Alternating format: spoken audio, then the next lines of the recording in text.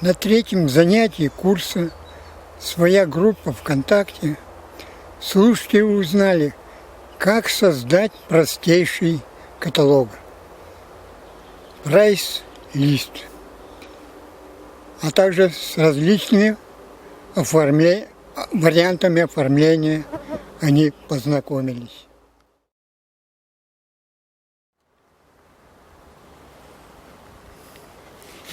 Доброго времени суток, друзья!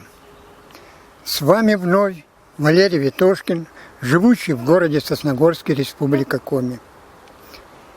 За первые 2 занятия слушатели научились создавать группы ВКонтакте, наполнять контентом и все это делать правильно, красиво, привлекательно для посетителей. Теперь уже настала пора, как сделать группу такой, которая будет приносить доход хозяину. Сергей Коньшин советует начинающим с подработки на услугах, а не со своего дела. Это чтобы в конечном итоге не пропал интерес к работе в интернете. Далее, ведущий считает, что каждому надо научиться оформлять каталог.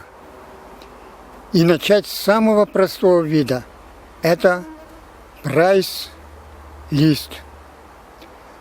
Слушатели уже научились это делать на 1-м занятии. А на 3-м занятии Сергей Коньшин показал, как это можно сделать поинтереснее, привлекательнее.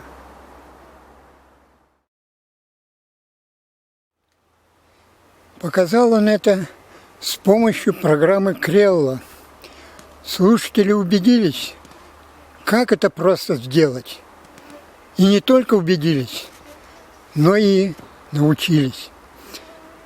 Познакомились слушатели и с видами каталогов, что их объединяет, в чем их различие.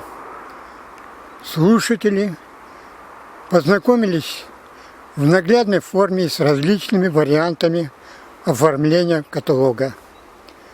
С вами был Валерий Ветошкин. Ставьте лайки, пишите комментарии. До следующего видео.